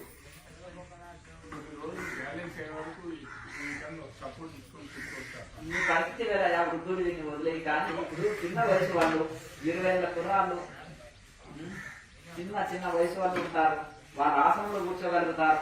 అవునా? వాళ్ళని కూడా మీరు ఎలాగైనా కూర్చోండి అంటే వాళ్ళు కూడా అన్ని కూర్చోలే. మా సంస్థలో డబల్ కూర్చోండి, ఒకటి కూర్చొని ఒకటి కాదు దాక్కోవడానికి ఎదురుగా కూర్చొని. అర్థమైందా? ఇంకా ఇట్లా వాడిపోవడం, నోరు తెరవడం, నోట్ల కీగలు పోయినా గుర్తులేదు. ధ్యానస్థితి కదా మరి. అట్లా కనుక మనం ఒక ఫార్ములా ఉంటుంది సైన్స్ లో ప్రతి దానికి. అవునా? ఫలానా నోటంలో టీ బాగుంటుంది, ఎట్లా ఉంటుంది, దాంట్లో కొన్ని వేసేసి ఉంటుంది ఫార్ములా. కొన్ని నోటంలో భోజనం బాగుంటుంది అంటారు కదా. ఇంట్లో కూడా కొంతమంది అందరూ వంట చేస్తారు, కానీ కొంతమంది ఈ ఫార్ములా ఉంటుంది. అవునా? దాని ప్రకారం చేస్తే ఇది ఉంటుంది. కనుక ప్రతి దాంట్లో కూడా ఒక మెడిసిన్తో ఒక ఫార్ములా ఉంటుంది. ట్రైన్, బస్సు ఏది నడవాలన్నా, స్టీమర్స్ నడవాలంటే కొన్ని సూత్రాల మీద నడుస్తాయి. ధ్యానం ఉండాలంటే కూడా దానికి కూడా కొన్ని సూత్రాలు ఉంటాయి. అవి పాటించినప్పుడు, దాని ప్రకారం చేసినప్పుడే కరెక్ట్ రైట్ మెడిటేషన్ గురించి. ఏం చెప్తాను నేను? సెలెండర్నెస్, భగవంతుడికి సంపూర్ణ శరణాగతి ఉండాలి, వైరాగ్యం ఉండాలి. నాకు ఏది అక్కర్లేదు, భగవంతుడు ఒకటి కావాలి, మోసం ఒకటి కావాలి, ఎంటర్టైన్మెంట్ పొందాలి, నేను కలెక్టర్ కావాలి, ఇంజనీర్ కావాలి, డాక్టర్ కావాలి అని ఒక గోల్ పెట్టుకుంటారా? పెట్టుకోరా? ఆ పెట్టుకుని కష్టపడితేనే అవుతారు. ఊకే పగటి కళలు అంటూ చదవకపోతే లాభం లేదు కదా. కళలు గణనం కాదు, దాన్ని సాకారం చేసుకోవాలంటే కష్టపడాలి, హార్డ్ వర్క్ చేయాలి. కనుక అలాగే మనం మంచి వైరాగ్యం ఉండాలి, సంపూర్ణ వైరాగ్యం ఉండాలి. దృఢ వైరాగ్య అంటారు పతంజలి మహర్షి. దృఢ వైరాగ్యము ఉండాలి. అలాగే సంపూర్ణ శరణాగతి ఉండాలి భగవంతుని యందు. అలాగే ప్రాణాయామ అభ్యాసం చేయాలి. సెల్ఫ్ ఎంక్వైరీ, విచారణ. నేను ఎవరు, ఎక్కడి నుంచి వచ్చినా, నేను కన్ను, నా ముక్కు, నా చెవు, నా ఎవరిని, భూమికి ఎందుకు వచ్చినా, ఎందుకు జన్మ తీసుకున్నా, ఎక్కడి నుంచి వచ్చినా, ఎక్కడికి వెళ్ళాలి, ఈ జన్మమేంది, మరణమేంది, ఇవన్నిటిని మనం విచారణ, సెల్ఫ్ ఎంక్వైరీ, వేదాంత విచారణ ఉండాలి. భక్తి అంటే శరణాగతి, సెలెండర్నెస్, భగవంతుడికి 100% సెలెండర్నెస్. తపస్వాధ్యాయ ఈశ్వర ప్రధానానికి క్రియాయోగ. ఇలా ఇందులో కొంతమంది ఓన్లీ మెడిటేషన్ చెప్తారు, కొంతమంది ఓన్లీ యోగా చెప్తారు, కొంతమంది ఓన్లీ వేదాంత విచారణ సెల్ఫ్ ఎంక్వైరీ చేయంటారు, కొంతమంది ఇంకా భక్తి అంటూ పూజలు హోమాలు ఇవన్నీ చెప్తారు. కానీ ఇక్కడ అంతరార్థం ఎవరు చెప్పట్లేదు, బహిరార్థమే చెప్తున్నారు. భక్తి అంటే అంతరార్థం, ఇక్కడ సిలిండర్నెస్. వేదాంతం అంటే ఇందులో అంతరార్థము ఆత్మ విచారణ, సోల్ ఎంక్వైరీ. మనం ఇక్కడ నిజమైన వేదాంత విచారణ, స్వాధ్యాయానికి గుర్తు. ఈశ్వర జ్ఞానం అంటే సిలిండర్నెస్, ఇదే నిజమైన భక్తి. తపహ అంటే ధ్యానం, తపస్సు అంటే ధ్యానం. తపస్వాధ్యాయ ఈశ్వర జ్ఞానాన్ని క్రియాయోగ. ఇలా ధ్యాన యోగం ఉంది, భక్తి యోగం ఉంది, జ్ఞాన యోగం. ఈ మూడు కలిస్తేనే క్రియాయోగం. క్రియాయోగం ఉంది ప్రాణాయామం చేయడము అది ఒక, ఇవన్నీ కలిపి చేయడం జరుగుతుంది. అంటే ఇది ఒక శాస్త్రీయమైన ఒక ఫార్ములా పద్ధతి. ఉపనిషత్తు సారమల్ల భగవద్గీత, ఉపనిషత్తు సారమే పతంజలి సూత్రాలు. కనుక ఈ విధంగా మనకు ఈ క్రియాయోగం ఒకటి చేసుకుంటే ఏం చేయనక్కర్లేదు, అన్ని చేసిన వాళ్ళు ఇంట్లోకి రావాలి, ఈ చేసే వాళ్ళు ఎందులోకి వెళ్ళనక్కర్లేదు. ఇట్లా సూక్ష్మమైన విషయాలు మెయిన్ పాయింట్స్ తీసుకొని ఏర్పాటు చేశారు. మల్టీవిటమిన్ టాబ్లెట్ అర్థమైందా? అన్ని ఫ్రూట్ జ్యూస్ అడవి ముక్క వేసి జ్యూస్ చేశారు అనుకోండి, ఇంకా అవుతాయి కదా. Multivitamin soup juice.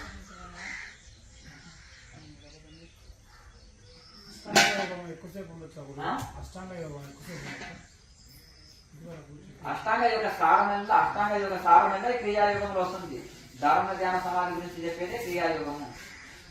అర్థం కదా? మనసును అంతర్ముఖం చేస్తున్నాం 6 ముద్రల ద్వారా.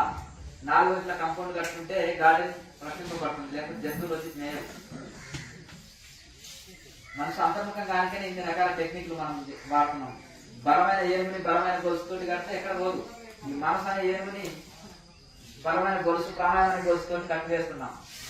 అర్థం కాదు? రిమోట్ తోటి టీవీ కంట్రోల్ చేస్తావు, వెహికల్ ని బ్రేకులతోటి కంట్రోల్ చేస్తావు. మనసుని ప్రాణాయామ టెక్నిక్ ద్వారా కంట్రోల్ చేయొచ్చు. అయితే అది చేసిన తర్వాత మళ్ళీ చేయాలనిపిస్తుంది, అట్లనే ఉండాలి. అష్టాంగ యోగం అంటే మీ విశేషం ఏంటి? మెడలో తీసి కాలుపై పెట్టి దాన్ని ఆసనం అంటారు. శీర్షాసనం, సర్వాంగాసనం. సర్వాంగాసనంలో ఉంటూ ఇబ్బంది లేదు, ఆసనాలు వేసుకో. ఫ్రీ టైంలో కొన్ని ఆసనాలు వేసుకుంటే మంచి బాడీ ఫిట్నెస్ వస్తుంది, చక్కగా బాడీ రిలాక్స్ అవుతుంది. ఎక్కువ గంటల తరబడి సాధనలో కూర్చోగలుగుతాం. మనకు బాడీలో ఏ సమస్య ఉందో దానికి సంబంధించిన ఆసనం నేర్చుకోవచ్చు. నడుము నొప్పి ఉంటుంది అనుకోండి, సర్వాంగాసనం నేర్చుకోవచ్చు. సర్వ అంగాలు, సర్వాంగాసనం అంటే అన్ని అవయవాలు ఫ్రీ అవుతాయి. సర్వ అంగాలు అంటే శరీరంలో అన్ని పార్ట్స్ ఫ్రీ అవుతాయి. సంస్కృతంలో అర్థం కూడా అందులోనే ఉంటుంది. సర్వాంగాసనము నడుము నొప్పి ఉన్న వాళ్ళు వేసుకోవచ్చు. అట్లా ఒక్కొక్క ఆసనము ఒక్కొక్క బెనిఫిట్ ఇస్తుంది. మనకి బాడీలో ఏ సమస్య ఉందో దానికి సంబంధించిన ఆసనాలు కొన్ని అభ్యాసం చేసుకోవచ్చు. సూర్య నమస్కారాలు వంటి వేసుకుంటే బాడీ అంతా ఫ్రీగా రిలాక్స్ అవుతుంది. ఆసనాలు వేస్తే శరీరం ఆరోగ్యంగా దృఢంగా ఉంటుంది. ఆనంద స్థితి అనిపిస్తుంది. అది అందాక ఇంకా ఉండొచ్చా, ఆపేయాలా అనేది అర్థం కాదు. ఆసనాలు అనేది ఫ్రీగా వేసుకునేది. అర్థం కాదు? ధ్యాన యోగం తప్పకుండా ఉండాలి. ఆ ధ్యానంతో పాటు ప్రాణాయామ అభ్యాసం ఉండాలి. మనసు అంతర్ముఖం కావాలంటే ఆసనాలు వేరు, ధ్యానం వేరు. ఆసనాలు జస్ట్ బాడీ రిలాక్స్ కోసం. జంతువులు జస్ట్ గడ్డి తింటాయి, ఆరోగ్యంగా ఉన్నాయి. ఎందుకు? జస్ట్ ఆహార నియమాలు పాటిస్తాయి. నేచర్ ఫుడ్ తినడానికి ఏ హాస్పిటల్స్ లేకుండా ఆయిల్ ఉన్నాయి. అర్థంగా? కేవలం హఠయోగం చేస్తే హెల్తీగా ఉండొచ్చు దృఢంగా. దాంతో సరిపోయిన జంతువులు కూడా ఉన్నాయి. ఆ బెనిఫిట్ జంతువులు కూడా పొందినాయి, మనుషులు కూడా పొందుతున్నాం కదా.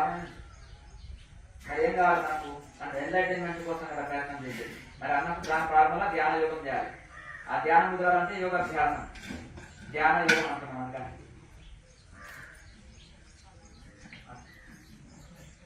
బాబాజీ నిత్యం ఆహారం పువ్వులు తీసుకుంటుంటారు కదా, ఎటువంటి పువ్వులు తీసుకోవాలి, ఏ సమయంలో? ఏదైనా తినవచ్చు. లేక గార్డెన్లో పోతే ఆలోచన చేస్తారా? లిస్ట్ రాసుకుంటారా? వీళ్ళు అమ్మగారు లిస్ట్ రాస్తారు. ఏమంటే ఈరోజు ఈ టిఫిన్ చేయాలి, ఎల్లుండి ఆ టిఫిన్, ఆ తర్వాత ఇది ఏదే అంటారు. అవునా కదా? ఇక మెను కూడా చదువుతారు వంటలకు వెళ్తే, అవునా కదా? ఏ సమయంలో తీసుకోవచ్చు బాబు, ఏ సమయంలో ఆకలి అంటే తీసుకోవాలి. ఆకలి అయినప్పుడు తింటే యోగి, ఆకలి అయినప్పుడు తినేవాడు భోగి. అర్థమైందా? నెక్స్ట్ ఈ వయసు పిల్లలు ఎప్పుడు చేయొచ్చు కదా రోజు ఉదయం చేయొచ్చు.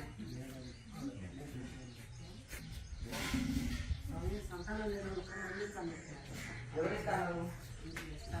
నేను ఇస్తాను. నాకు వాళ్ళు ఇస్తారు డాక్టర్ నెంబరు. 25వ తారీఖు ఆ డాక్టర్ ఖాళీ ఉంటారంట, అడ్రస్ కూడా ఇస్తారంట. ఆ రోజు వెళ్ళాలి. ఏం మేమే వేస్తాం ఇక్కడ బ్యాగ్ లో పిల్లల్ని పెట్టుకొని ఇవ్వడానికి మంచడానికా? అంతేనా కదా? భోజనం అయితే ఉంది, ఏదో పండు అంటే ఇవ్వగలుగుతాం, ప్రసాదం అంటే ఇవ్వగలుగుతాం. పిల్లల్ని కూడా ఇవ్వమంటే ఎవరన్నా ఇచ్చినా ఏడాకిద్దాం చేసుకొచ్చిందని మళ్ళీ అదొక ఇదేనా? అంతేనా కదా? కనుక ఇంకేమైనా డౌట్స్ ఉంటే అడగండి.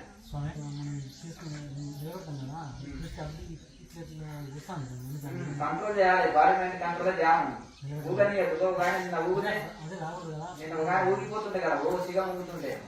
అంటే ఒకటే మాట సైలెంట్ ఎందుకు అయిపోయింది? దొంగ సిగం అర్థంగా, ఎక్స్పోజింగ్ అర్థంగా, అందరు సులభాన్ని కాయలేదు కావడానికి. బాడీ మైండ్ కంట్రోలే మెడిటేషన్. ఓవర్ యాక్షన్ అదే ప్రాణాయామలో అది వేరు, అంత రకాలు ఉన్నాయి, అది వేరే. కానీ కొంతమంది ఏం చేస్తారంటే దాన్ని ఎంకరేజ్ చేస్తుంటారు వీళ్ళు. ఒక ఆయన కాళ్ళకు గోడ గుద్దుకుంటారు, ఒక ఆయన ఊగిపోతాడు, ఎగిరి పడుతుంటారు, ఒకరు కాళ్ళు చేతులు కొట్టుకుంటారు. దయం పట్టిందా లేకపోతే ఏమి పిడుసు కదా? పిడుసు వస్తుంది చూడండి. పిడుసు వచ్చిన వాళ్ళు అది యాడని కోసిన తర్వాత కాళ్ళని ఇట్లా ఆడిస్తారు, ఎగిరి పడుతుంటారు, అట్లా చేస్తుంటారు. బాడీ మైండ్ కంట్రోల్ ధ్యానం అన్ని కంట్రోల్ అయితే ఇక్కడ ఇంతమంది ధ్యానం చేస్తున్నారు, అందరి కంట్రోల్ ఉంది కదా, అంతే కదండి. వాళ్ళు స్పెషల్ ట్రైనింగ్లు ఇస్తారు. ఇట్లా డ్రామా కంపెనీ, అది పెద్ద డ్రామా కంపెనీ, ఇట్లా అందులో ఇట్లా డ్రామాలు బాగా చేయాలి. ఒకరి వల్ల అందరు చేరిపోతారు. ఇంకా ఒక్క తర్వాత మిగతా వాళ్ళు కూడా ఊగుతూనే ఉంటారు. అంటారు ఒక ఎనర్జీ లెవెల్ అంతా ఊగితే అంతే. ఇప్పుడు ఎందుకు ఊగితే అవుతుందంటే అట్లా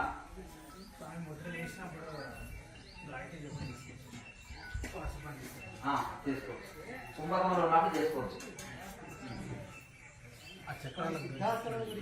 కొంతమంది ఏమో జపమే చేయమంటారు. ఇక్కడ ప్రాణాయామంలో జపం చేసుకోవచ్చు. ప్రాణాయామం చేస్తున్నాం, ప్రాణాయామంలో జపం చేస్తే ఇంకా ఎక్కువ ఫలితం. మనసు నిలకడ చెప్తుంది, వాళ్ళ చేతిలో తిరుగుతుంది, నాకు నోట్లో తిరుగుతుంది, మనసు దేశం అంతా తిరుగుతుంది. లాభం చేసి మనసుని పరమాత్మ వైపు తిప్పండి, ఆత్మ వైపు పరమాత్మ వైపు. కనుక ఇందులో ప్రాణాయామ సహిత జపము ఇంకా ఉత్తమము, ప్రాణాయామ సహిత ధ్యానం ఇంకా ఉత్తమము. అది ఒక రోజులో వచ్చేది కాదు, అర్థం కదా. పీజీహెచ్డీ ఒక రోజు అయిపోతుందా? అది రోజు వినాలి, చదవాలి, లెసన్స్ వినాలి, చదవాలి, ఎగ్జామ్స్ రాయాలి. చేస్తుంటే అన్నిటి గురించి ఎన్ని నాడులు ఉన్నాయి, ఆ పరిజ్ఞానం ఏంటిది, ఏ నాడు దేనికోసం పనిచేస్తుంది, అవన్నీ అంటే యోగ శాస్త్రం. అందుకనే ప్రవచనాలు బాగా వింటుండాలి. కేఎంసీలో క్రియా యోగ క్వశ్చన్స్ ఆన్సర్స్ వీడియోలు ఉంటాయి, అవి రెగ్యులర్ గా వినండి. పాత వీడియోలు ఉంటాయి, మన క్వశ్చన్స్ ఎక్కడ ఉందో దాని thumbnail ఉంటుంది. మన క్వశ్చన్ ఎక్కడ ఉందో దానికి సంబంధించిన వీడియోనే ఓపెన్ చేసి చూసుకోండి. అన్ని చూడనక్కర్లేదు, మన డౌట్లు ఎక్కడెక్కడ ఉన్నావో దానికి సంబంధించింది చూడండి. 72,000 నాడులు ఈ శరీరంలో ఉంటాయి. అందులో 10 నాడులు ముఖ్యం. అందులో కూడా ఇంకా ఇంపార్టెంట్ 3 నాడులు. అందులో ఇంకా ఇంపార్టెంట్ సుష్మా నాడు ఒకటి, దాని ఒకటి పట్టుకుంటే అయిపోయి. ముక్కులోని గాలి ముక్తికి సోవాయ అంటాడు మన దగ్గర. అర్థమైందా? ఆ ఈడ మూలాధారం నుంచి ఆ 3 నాడులు కనెక్షన్ వచ్చి ఆగ్నేయ చక్రం వరకు ఉంటాయి. మూలాధారం నుంచి కనెక్షన్ అయ్యి ఆగ్నేయ చక్రం వరకు 3 నాడులు ఉంటాయి. ఆగ్నేయ చక్రం నుంచి 2 నాడులు సహస్రారంలోకి కనెక్ట్ అవుతాయి. మనం ఏం చేస్తున్నాం? మూలాధారం నుంచి తీసుకురావడం ఆగ్నేయ చక్రం వరకు. ఇది సాధన సమనం, సాధన జరిగేది, సాధన దేశాలు. సహస్రారం ఇక రిటైర్ స్థితి, ఇదేం లేవు అక్కడ సాధనలు.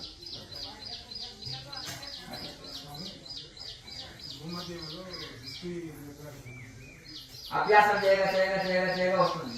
బయట ఒక రోజు నేర్చుకున్నాం అంటే చిన్నప్పుడు వాళ్ళు ఏబి సిరీస్ తింటామంటే తిరుగుతారా, చేయి తిరుగుతారా, తిరగదు కదా. చేయగా వస్తుంది. అదే అభ్యాసైన కాంతేయ వైరాగ్యనకి గురించి అంటారు. ఎందుకు అభ్యాస వైరాగ్యము అంటే నాకు ఏ రకలేదు భగవంతుడే కావాలని ఒక వైరాగ్య స్థితి కావాలి. ఇంకోటి ఎవ్రీడే ప్రాక్టీస్ ప్రాక్టీస్ ప్రాక్టీస్ అంతేనా కదా. ప్రతిరోజు సాధన సాధన సాధన రోజు ప్రాక్టీస్ అంటే అభ్యాసం చేయమంటున్నాడు. అభ్యాసం అంటే ప్రాక్టీస్ అన్నమాట. ప్రాక్టీస్ అభ్యాసం అంటే ప్రతి ఒక్కటి నువ్వు హార్డ్గా ప్రాక్టీస్ చేసినావు అనుకోండి ఏ పనైనా వస్తుంది. ఈ ధ్యానాన్ని కూడా బాగా ప్రాక్టీస్ చేయి. ఎక్కడెక్కడ విషయంగా పరిణామే అమృతోపం మొదటి కష్టంగా ఉంటుందంట. కాలు నొప్పి వస్తుంటుంది, మనసు సహకరించదు, శరీరం సహకరించదు, ఆసక్తి ఉండదు, శ్రద్ధ ఉండదు. కొద్దిసేపు కూర్చున్నాగానే లేచిపో అంటుంది మనసు. ఏమైనా గుర్తుకొస్తాయి పనులు అంతేనే కదా. మనసు పోతే కొంచెం దేశం అంతా తిరిగి మళ్ళీ వస్తుందంట. కానీ శరీరం పోతే కర్మ జరుగుతుంది. అట్లా శరీరం పోలేకండి అంటున్నారు. అట్లా కూర్చున్న దగ్గరనే కూర్చొని శరీరం పోలేకుండా అలాగే కూర్చోండి. మనసు పోతే పోతుంది, తిరిగి తిరిగి వస్తుంది. ఒక టైం ప్రకారం చేస్తూ పోతుంది. కొన్ని రోజులకు మనసు వశమవుతుంది. చిన్నపిల్లవాడిని బుద్ధగించినట్టు బుద్ధగించండి. ఓ మనసా ఎన్నో జన్మలు వేస్ట్ చేసినావు, ఈ జన్మ నేను వేస్ట్ చేసుకోను, ఈ జన్మలో నేను మొత్తం పొందాలి అని చిన్నపిల్లవాడిని బుద్ధగించినట్టు బుద్ధగించాలి. వినకపోతే ప్రాణాయం ఎక్కువ చేయాలి, కుంభకం ఎక్కువ చేస్తే అది పచ్చేసినట్టు ఉంటుంది. పిల్లవాడు ఏమంటారు, ఇక్కడ వినకపోతే కారణం తీసుకుంటాం, చదువు ఎలా ఉంది అంటే బాగా చెప్తాము, బుద్ధగిస్తాము. ఇంకా ఎక్కడ వినకపోతే ఏం చేస్తాము అంతేనా కదా. అట్లా నయాన భయాన మనసు మోసం చేసుకోవాలి. మరి అట్లా దాని ప్రాణాయామ అభ్యాసం వలన ఆటోమేటిక్గా ఓషన్ అవుతుంది. స్వామి భగవద్గీతల పుట్టిన వాడికి జన్మము తప్పదు, జన్మించిన వాడికి మరణం తప్పదు అని అంటున్నారు. మళ్ళీ మోక్షం పొందిన వారు మళ్ళా పుట్టారా పుట్టరా? అది నీ సంకల్పం ఉంటే పుట్టవచ్చు. అది అది సంకల్పం చేత ఆధారపడి ఉంటుంది. అర్థంగా కొంతమంది ఇప్పుడు రామకృష్ణ పరమహంస ఉన్నారు. మళ్ళీ 200 సంవత్సరాలలో మళ్ళీ నేను జన్మిస్తాను ఆయన అని చెప్పాడు. మలయాళ స్వామి మళ్ళీ 150 సంవత్సరాలలో హర్యానాలో జన్మిస్తా అని చెప్పాడు. మరి ఎందుకు చెప్పారు స్వామి? మీరు యోగి ఉత్తరాయణంలో దేహం వదులుతారు, మీరు దక్షిణాయనంలో వదిలారంటే అని మలయాళ స్వామి అంటారని ఆయన ముందే గ్రంథంలో రాసి పెట్టాడు. ఏకాదశి రోజు పుట్టాను, ఏకాదశి రోజు సన్యాసం తీసుకున్నా, ఏకాదశి రోజు ఎంటర్టైన్మెంట్ పొందినా, ఏకాదశి రోజే దేహం వదిలినా అన్నారు. అర్థంగా అట్లా తొలి ఏకాదశిలో అయితే మరి దక్షిణాయనంలో అంటే ఈ దక్షిణాయనం కాదు, విడా పింగళమే దక్షిణాయనం, సుష్మనాలే ఉత్తరాయణం. ఎవరైతే దక్షిణాయనం దేహం వదులుతారో మళ్ళీ పుడతారంటారు కదా భగవద్గీతలో. అర్థంగా ఆ భీష్ముడు కూడా ఉత్తరాయణం వరకు ఎదురు చూశాడు, దేహాన్ని నేర్చుకున్నాడు, బాణాల మీద అంటారు. అసలైన ఉత్తరాయణం యోగ మార్గంలో సుష్మన నాడి ఉత్తరాయణం, విడా పింగళ నాడిలో దేహం వదిలితే అది దక్షిణాయనం. అలాగే ఇంకొకటి వాళ్ళకి సంకల్పం ఉంటే జన్మ తీసుకోవాలంటే మళ్ళీ తీసుకోవచ్చు. కానీ మళ్ళీ ఒక యోగి జన్మనే వస్తుంది కదా, అది బంధనం కాదు కదా, అదేమి ఇది కాదు కదా. ఇప్పుడు సామాన్యులు ఎంతో ప్రయత్నం చేస్తే అంతర్ముఖం అవుతుంది మనసు. యోగులు కూర్చున్న చిన్నకాలంలోనే ధ్యాన స్థితి పొందుతారు. అట్లా వాళ్ళు మళ్ళీ ఏ జన్మ తీసుకున్నా మళ్ళీ తపస్సు చేస్తారు, మళ్ళీ ఆధ్యాత్మిక జీవితమే ఉంటుంది కదా. 100% ఆధ్యాత్మిక జీవితమే ఉంటుంది. అవి అప్పుడు ప్రతిబంధకం లేదు. వాళ్ళు జన్మ తీసుకున్నా ఇతరులకు ఉపయోగం ఉంటుంది. టీచర్ ఉంటాడు, ఆయన పాఠాలు చెప్తే ఇతరులకు ఉపయోగం కదా, ఆయన ఆల్రెడీ చదివేశాడు. అట్లా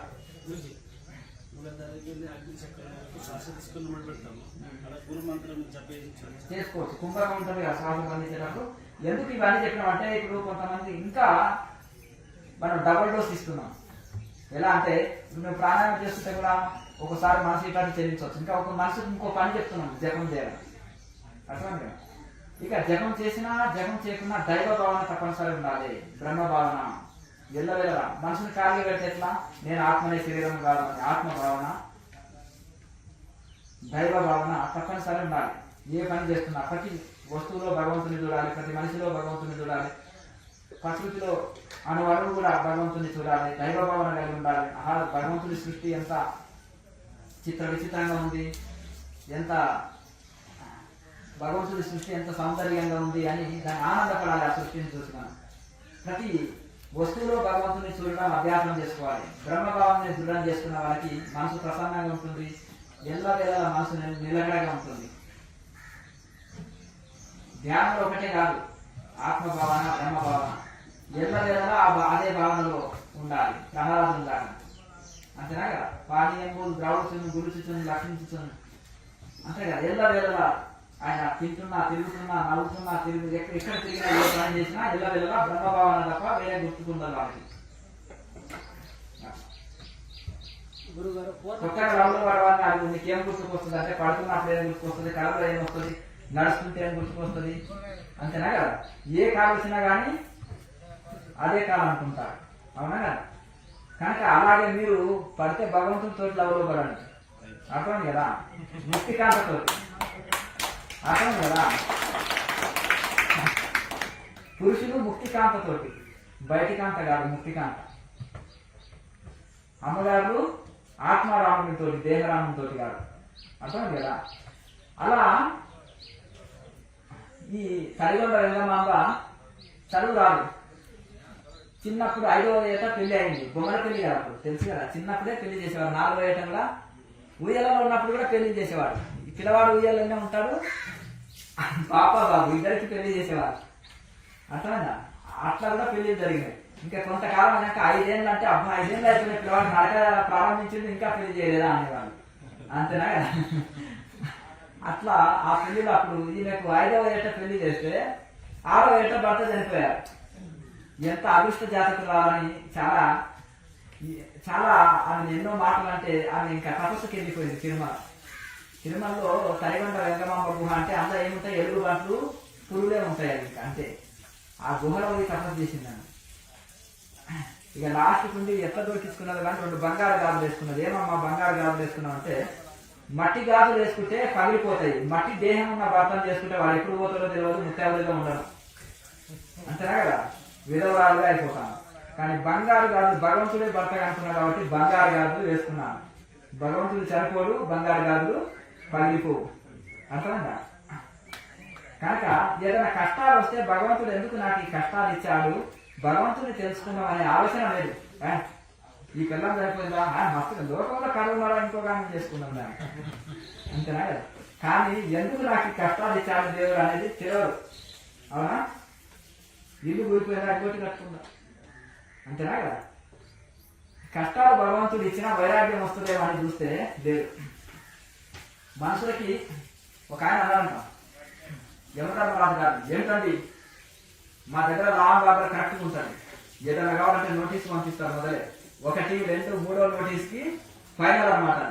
మీరు నోటీసు లేకుండా ఒకటేసారి యమపాశం పట్టుకుని వస్తే ఏంటిది స్వామి భలే ఉన్నారు మీరు అని యమధర్మరాజు ఆయన ప్రశ్నిస్తున్నారు. నాయన 5 నోటీసులు పంపిన ఒకటి కాదంటే ఏంటి స్వామి అంటే, మొదలు నీకు కంటి చూపు తగ్గుతూ వచ్చింది చూడు, అర్థమైందా. వెంట్రుకలు తెల్లగట్టట్టు చేసిన, తర్వాత కంటి చూపు తగ్గేటట్టు చేసిన, కన్ను ఊడిపోయేటట్టు మెత్తబడేటట్టు చేసిన, అర్థమైందా. ఇక చర్మం ముక్కలు పడిపోయి శరీరం వంచేటట్టు చేసిన, వృద్ధాత్మ వచ్చేటట్టు చేసిన, అర్థమైంది కదా. 5 నోటీసులు పంపినా కానీ ఇంకా నువ్వు పంపలేదని మనం ఎందుకు అంటావన్నారు, అంతేనా కదా. వృద్ధాప్యానికి మరణానికి దగ్గర అవుతున్నామని గుర్తు అన్నమాట. ఇవన్నీ సహస్రాంలో అమృత కలుపులు శివలింగం పైన కలశం పెడతారు. కలశంలోకి వెళ్ళి బొట్టుగా శివుడి పైన అభిషేకం జరుగుతుంది. కొండనాలకనే శివలింగము సహస్రాలలో కలశం, ఆ కలశంకి వెళ్ళి కొండనాలకి వెళ్ళి గొంతులోకి దారుతుంది. అయితే ఈ యోగులు పొందిన అనుభవాన్ని బయట శివలింగాన్ని కట్టి కలశం పెట్టారు. ఇక మనం గుడికి వెళ్తే చెప్పులు బయట వదలాలంటే ధ్యానంలోకి వెళ్ళేటప్పుడు ప్రాపంచిక వాసనలన్నీ బయట వదలాలి. తర్వాత గుళ్ళకి వెళ్ళగానే గంట కొట్టాలంటే ధ్యానం చేస్తే ఇన్నర్ సౌండ్ రావాలని గుర్తు. అలాగే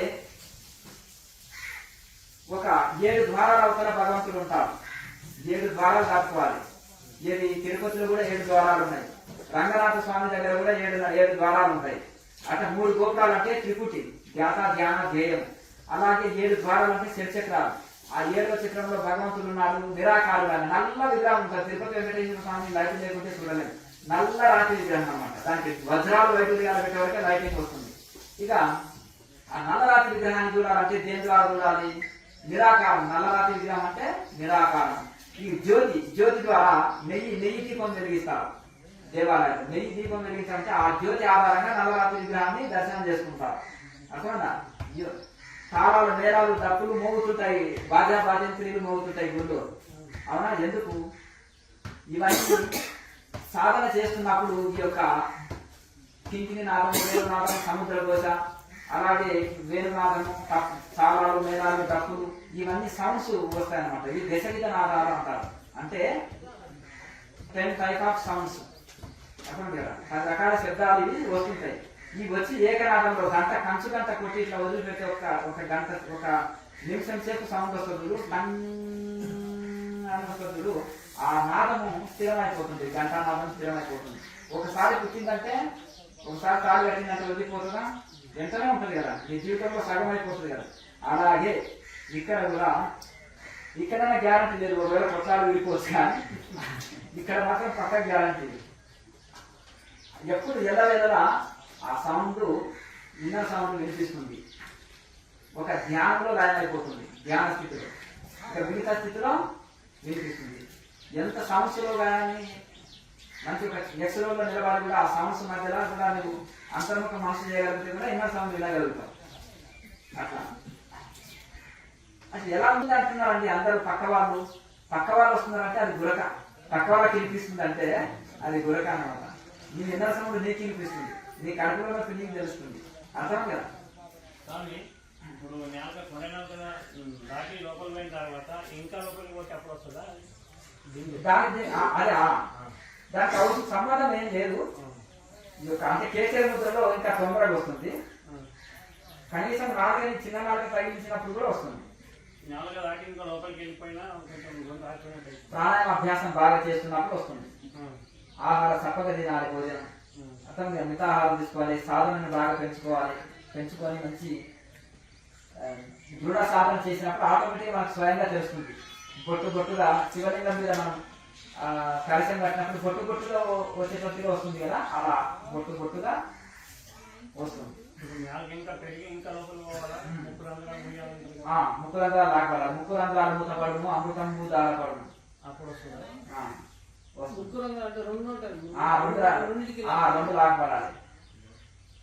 అయితే ఇప్పుడు నాగరికతంలో వాళ్ళకి పనిచేస్తుంది. అంటే ముక్కు లాకపోతే శ్వాస ఎట్లా అంటే నాగరికతంలో వాళ్ళు ఉండాలా మోటార్లకి, మోటార్కి అది పంపు మోటార్కి నాగరికతం వాళ్ళు. ఎందుకంటే అది పంపు దుంకేటప్పుడు, నీళ్ళు వచ్చేటప్పుడు, వాటర్ వచ్చేటప్పుడు సైడ్ ఇస్తుంది, వాటర్ వస్తాయి. మళ్ళీ పంపు ఆఫ్ అయినప్పుడు మళ్ళీ ఏం చేస్తారు, లాక్ పడిపోతుంది.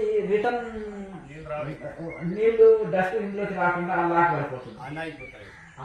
అట్లా నాన్ రిటర్న్ వాళ్ళక ఇదేం చేస్తుంది అంటే ప్రాణాయామం చేసేటప్పుడు నాక సైడ్ అవుతుంది, మళ్ళీ ప్రాణాయామ శ్వాస తీసుకున్న తర్వాత మళ్ళీ లాక్ పడిపోతుంది, లోపల బంధించేస్తుంది.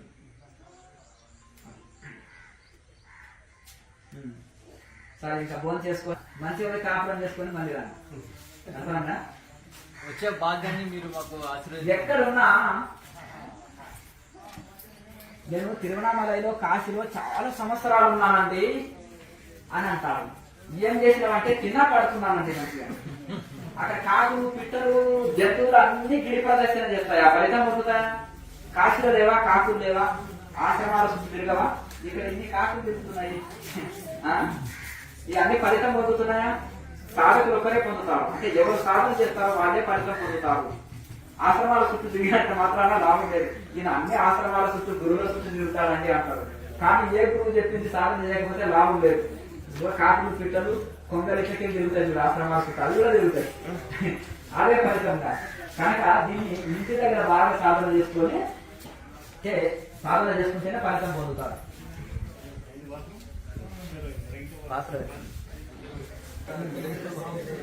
పెట్టుకోండి.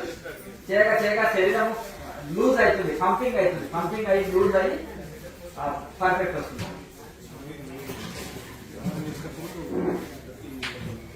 గట్టిగా తేర్పులు వస్తుంది, గ్యాస్ ట్రబుల్ ఉంది అర్థం కదా. గ్యాస్ ట్రబుల్ దాన్ని దీనికి మెడిసిన్ వాడితే సరిపోతుంది. ఎప్పుడైతే సరే అదేమో మా డాక్టర్ నా దగ్గర ఉన్నాడు, కూర్చుంటే అక్కడ తర్వాత మా డాక్టర్ ఉన్నాడు, ఆయన అడగండి మరి ఏం ఫార్ములా చేశారు. రెండవ శనివారం ఆదివారం దర్శనాల్లో ఏం లేదు, సాధన చేసుకోండి, తరించండి అని చెప్తాను. అర్థం కదా. ఉండాలంటే 2 రోజుల నుండి ధ్యానం చేసుకో, ఇబ్బంది ఏం లేదు, చేసుకో. బ్రేక్ తీసుకుంటున్నప్పుడు ఇన్హేల్ చేస్తున్నప్పుడు ఎక్కువ జరుగుతుందా లేదంటే మూలాధారం నుంచి లాగాలంటే ముక్కులో నుంచి తీసుకొని ముక్కులో నుంచే వదులుతాం. కానీ భావనాయుక్తంగా సూక్ష్మనాలుగుంట చేసినట్టు భావన చేయాలి. కాలు మాత్రం అలా చేయాలి. ప్రయాణకాలే మనసా చేసేసా భక్త్యాయుక్తు యోగ పదేన చేయవ భ్రోర్ మధ్య ప్రాణం వేసుకున్నట్టు ప్రాణాన్ని భ్రోర్ మధ్యలో ఎట్లా నిలుపుతున్నాం మరి అర్థం కదా. ప్రాణాన్ని తీసుకొని వచ్చేసి భ్రూ మధ్యలో శ్వాస తీసుకున్నప్పుడు భ్రోకి వెళ్తుంది, కిందికి వెళ్తుంది కదా, మరి పైకి ఎట్లా వస్తుంది? మరి కృష్ణ పరమాత్మకు తెలియదా? యోగుడు దేహం ఉండేటప్పుడు మరి ప్రాణం అవేశ సమ్యక్ భ్రోర్ మధ్య ప్రాణం అవేశ సమ్యక్. సమ్యక్ అంటే పర్ఫెక్ట్ గా, సమ్యక్ అంటే పర్ఫెక్ట్ గా మూలాధారం నుంచి సూక్ష్మనాలుగుంట పర్ఫెక్ట్ గా దాన్ని యోగ బలి భక్త్యా యుక్తో యోగ బలైన సేవ భక్తి చేత యోగ యుక్తి యోగ టెక్నిక్ ద్వారా ప్రాణాయామ టెక్నిక్ ద్వారా దాన్ని మూలాధారం నుంచి తీసుకొని వచ్చేసి సూక్ష్మనాలుగుంట తీసుకొచ్చి భ్రూల మధ్య ప్రాణం భ్రూ మధ్యలో ప్రాణాన్ని సమ్యక్ గా పర్ఫెక్ట్ గా నిలుపుతారు. నిలిపి ఆత్మరూప జ్యోతిని దర్శనం చేస్తుంది. ఆ జ్యోతిలో లీనమైపోయి అక్కడి నుంచి సంవత్సరాలంలోకి తీసుకెళ్లి అక్కడ స్థిరంగా నిలిపి ఆ నిరాకార పరబ్రహ్మ అక్కడ ఉంటారు. అక్కడ అందులో ఆయనలో లీనమైపోతారు. ప్రాణాన్ని మహాప్రాణంలో లీనం చేసేస్తారు. ఎందుకు చెప్పారు కనుక సాధన చేయగా చేయగా అభ్యాసం అంటే చేతులు అప్పుడే నడుపుతామా బయటని అర్థం కదా. చేతులు నడుపుతుందంటే పర్ఫెక్ట్ గా అవునా కదా. కనుక ఆ విధంగా అభ్యాసం చేయగా చేయగా అది అవుతుంది.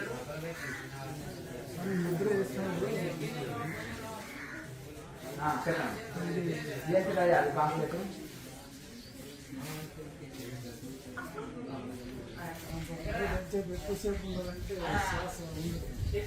కుంభకం ఎక్కువ చేస్తే ఎక్కువసేపు నిలిపితే ఎక్కువసేపు అవుతుంది. స్వామి సేమ్ వదిలేటప్పుడు కూడా బ్రేక్ అనేది కిందకి వెళ్తుంది, భావన మాత్రం పైనుంచి కిందకి వస్తుంది. పైకి లాగిన తీసుకునేటప్పుడు మనం సూచన పైకి లాగుతూ తీసుకోవాలి కదా, పైకి లాగుతూ తీసుకోవాలి. తీసుకునేటప్పుడు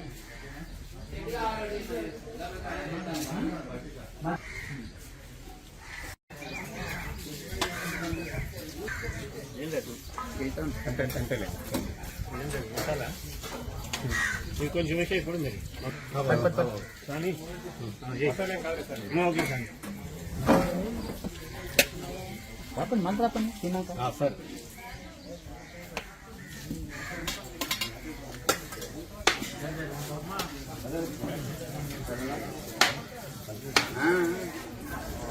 అప్పుడు పైన వెళ్ళాలి స్టార్టింగ్ లో అంతే అయిపోతుంది.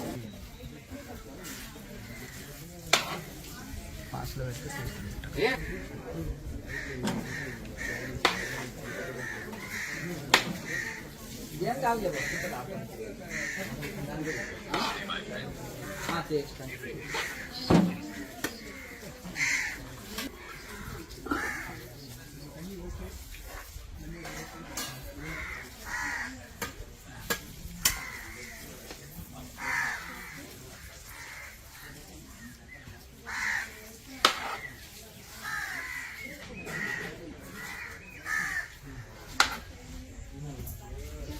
ఏం మిగిలిపోయింది పోతుంటుంది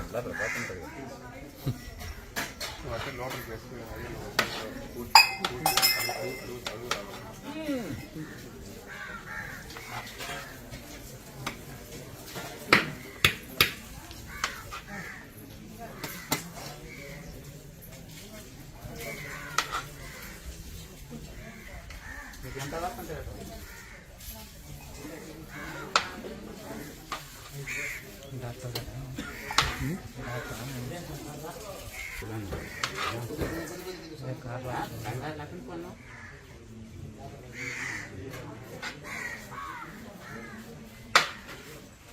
డబ్బరా ఒకటి డైవరా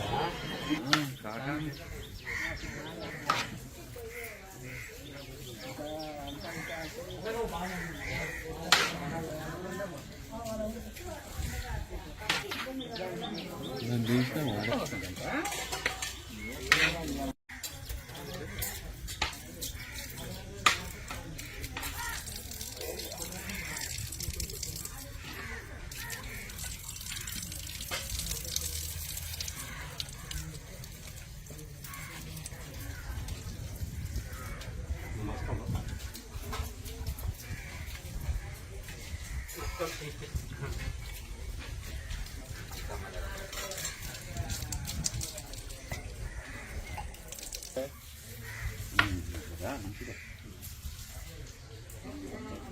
తక్కువైతే ఎన్నిసార్లు వెళ్తారు, ఎక్కువైతే కండకే కడపలు కానీ బెంగళూరు కానీ వస్తే తిరిగి పంపించేది.